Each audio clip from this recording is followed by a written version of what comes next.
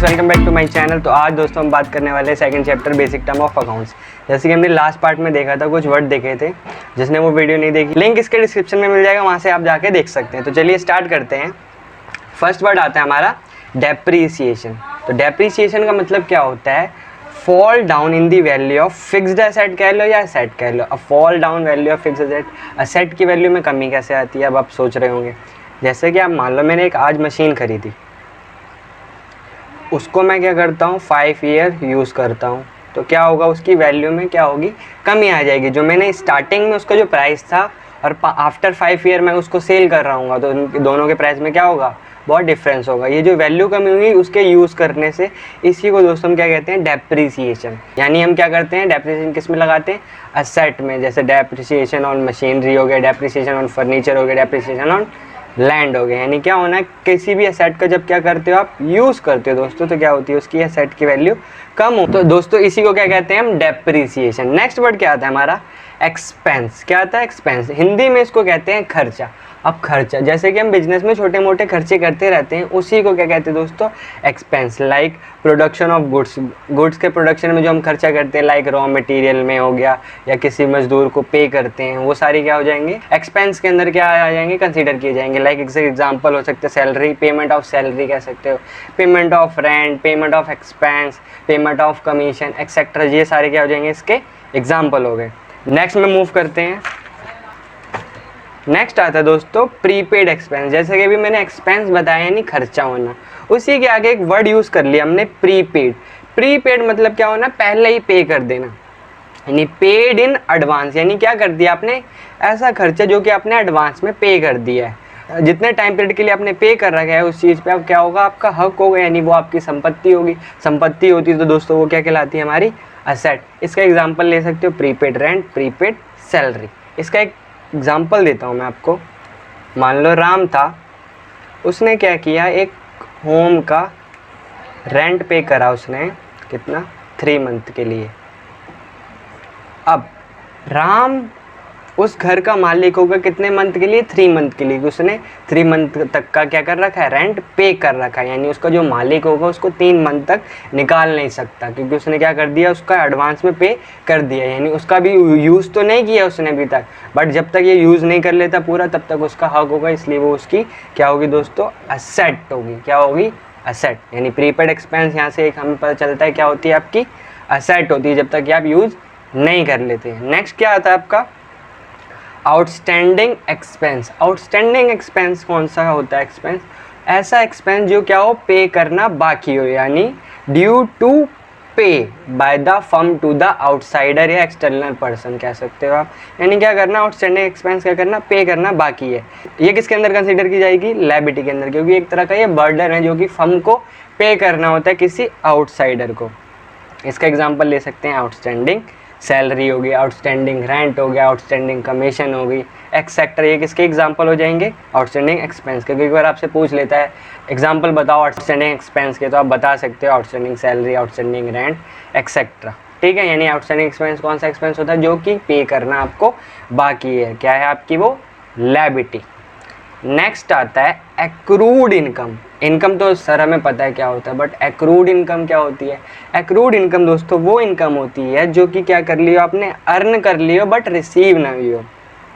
अब ये कौन सी इनकम है, मान लो आप किसी फैक्ट्री में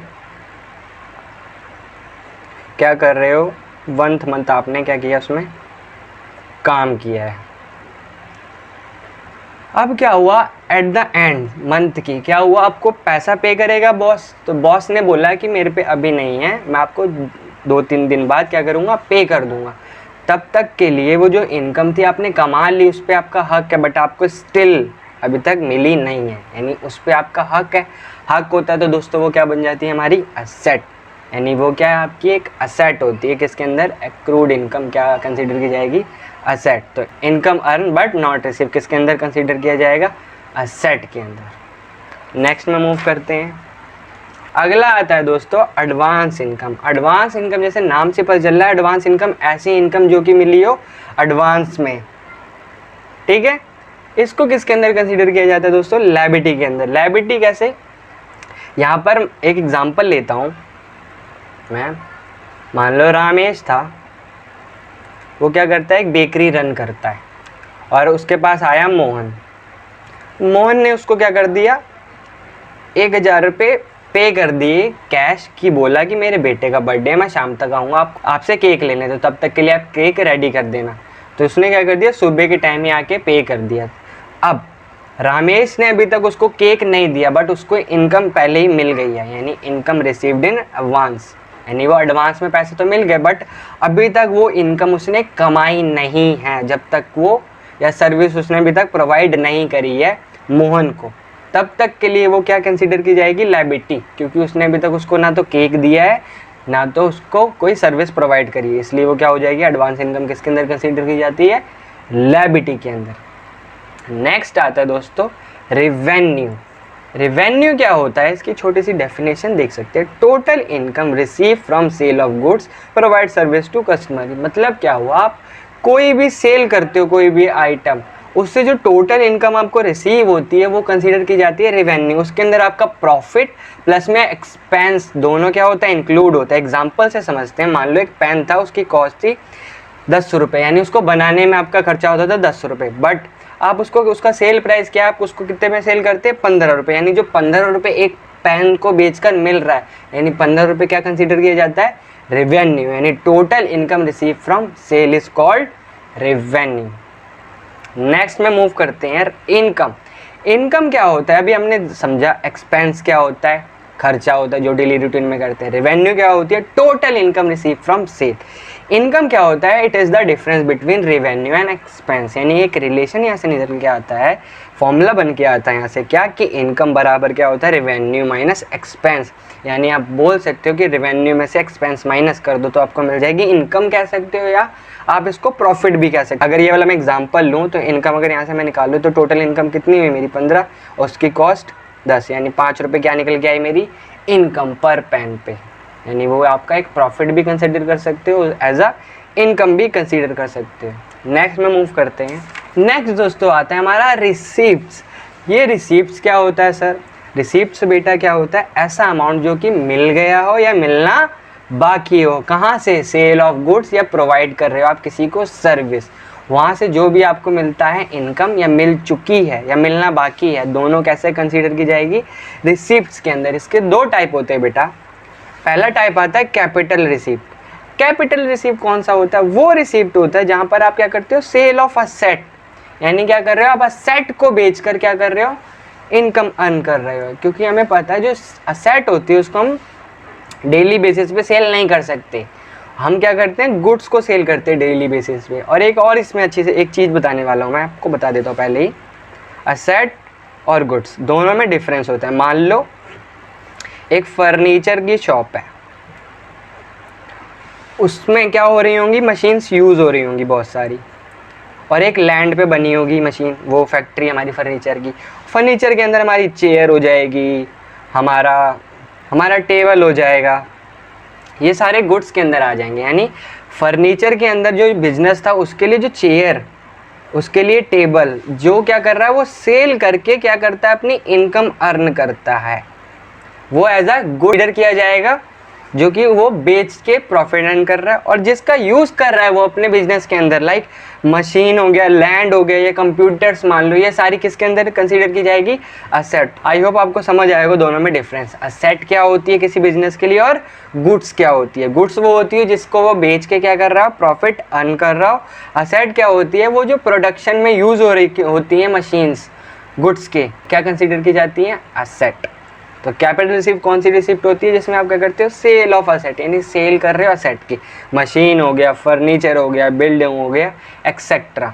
cell of goods, sale of goods किसमें, यानी जब आप क्या कर रहे हो, अपने गुड्स को बेच रहे हो। मान लो फर्नीचर हो गया, अगर फर्नीचर का बिजनेस है, मोबाइल का बिजनेस, तो मोबाइल उसके लिए क्या होगा, एज अ गुड्स, बट उसके लिए जो इक्विपमेंट्स यूज़ हो रहे हैं वो एज अ कंसिडर की जाएगी असेट।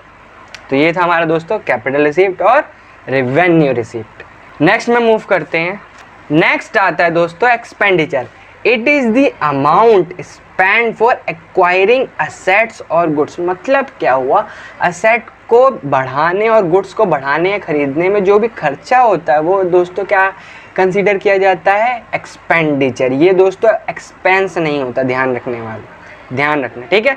इसके 3 टाइप्स होते हैं, समझते हैं। पहला आता है कैपिटल एक्सपेंडिचर।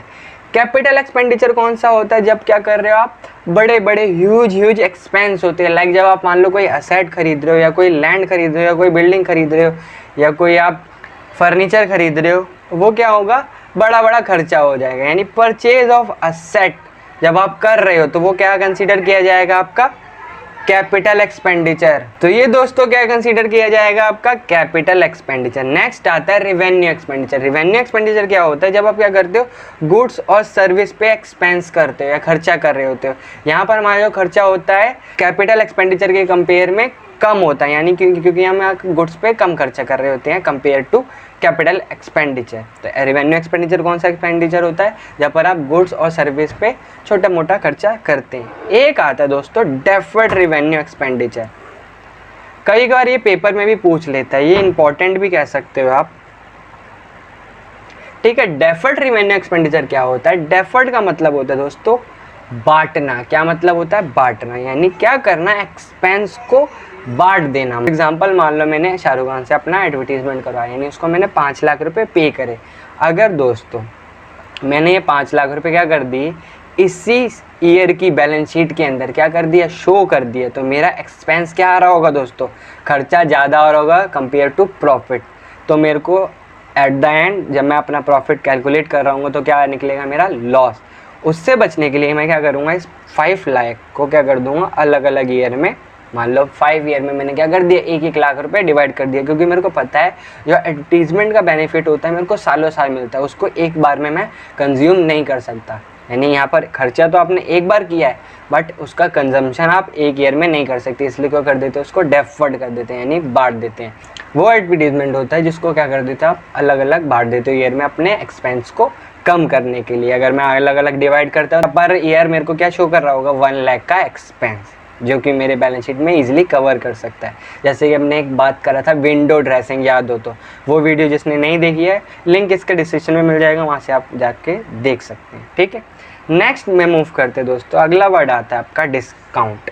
बच्चों अब ये बोलोगे आप कि मेरे को सर पता है डिस्काउंट का मतलब, पता तो है बेटा, लेकिन यहाँ पर आप अकाउंट्स की लैंग्वेज में समझोगे थोड़ा। आप बोलोगे सर डिस्काउंट मतलब छूट होता है, छूट दे दी, छूट, सेल सेल सेल, ये वाला नहीं होता अब दोस्तों, इसमें थोड़ा सा एडवांस होता है, समझते हैं। इसके 2 टाइप होते हैं, एक ट्रेड डिस्काउंट, एक कैश डिस्काउंट। डिस्काउंट का मीन सेम होता है जैसे कि आपने बता रहे हो छूट, ठीक है। एक एक करके पढ़ते हैं इसको। सबसे पहले आता है ट्रेड डिस्काउंट। एग्जाम्पल ले लेते हैं, मान लो, ठीक है, मान लो एक पैंट है, ठीक है, उसकी कॉस्ट है 500 रुपये, यानी एक पैंट कितने का है, 500 रुपये का। मैं क्या कर रहा हूँ, मैं 10 पैंट परचेज करूँगा तो मेरे का कितने कॉस्ट आ जाएगी, 5000। ये ए पर्सन था और ये पर्सन है रामेश। रामेश की शॉप है अपनी, किसकी, पैंट की, यानी वो सेल करता है, ठीक है। मिस्टर ए गया रामेश के पास, उसने बोला मेरे को एक पैंट का प्राइस बताओ, उसने बताया 500 रुपये, और उसने बोला अगर मैं 10 खरीदूंगा तो क्या दोस्तों वो 5000 पे करेगा 10 पैंट के लिए? नहीं, शॉपकीपर उसको बल्क, उसने क्या करा, बल्क क्वांटिटी में परचेज कर रहा है। बल्क का मतलब होता है ज़्यादा क्वांटिटी में परचेज करना। यहाँ पर एक पैंट ना परचेज करने के बजाय वो क्या कर रहा है, 10 परचेज कर रहा है, इसलिए क्या होगा, उसको कुछ डिस्काउंट दिया जाएगा। रामेश ने बोला मैं आपको क्या करता हूँ, 4500 में क्या कर रहा हूँ, आपको दे रहा हूँ डिस्काउंट, यानी आपको मैं 500 रुपये का क्या दे दिया उसने, ये कौन सा डिस्काउंट होता है, ट्रेड डिस्काउंट। आई बात समझ? यानी ट्रेड डिस्काउंट वो डिस्काउंट होता है जब आप क्या करते हो, बल्क क्वांटिटी में कोई भी एसेट परचेज कर रहे हो या कोई भी सामान परचेज कर रहे हो तब में दिया जाता है। इसमें दोस्तों एक चीज़ नोटिस करने वाली क्या बात है, इसको क्या करते हो, बुक्स ऑफ अकाउंट्स कह लो, या आप कह सकते हो जर्नल के अंदर शो नहीं करते। क्या नहीं करते, इसको बुक्स ऑफ अकाउंट्स या जर्नल के अंदर हम शो नहीं करते हैं, क्योंकि ये क्या होता है, हम भाई बल्क क्वांटिटी खरीदने पे दिया जाता है, इसलिए इसको शो नहीं करते। देखते हैं next, cash discount. Cash discount कौन सा डिस्काउंट होता है, जैसे कि अभी मैंने बताया, यहाँ पर ऊपर एग्जांपल लिया कि मिस्टर ए गया रामेश के पास, उसने बिल बनाया 4500 का। ए ने क्या बोला, सर मेरे को, और मैं आपको क्या कर रहा हूँ 4200 सर मैं आपको क्या कर रहा हूँ 4200 पे कर रहा हूँ, यानी जो 300 डिस्काउंट मिला और उसने लिया, ये कंसिडर किया जाएगा कैश डिस्काउंट। क्या कंसिडर किया जाएगा? Cash discount. इसको दोस्तों क्या करते हैं हम, बुक्स ऑफ अकाउंट्स यानी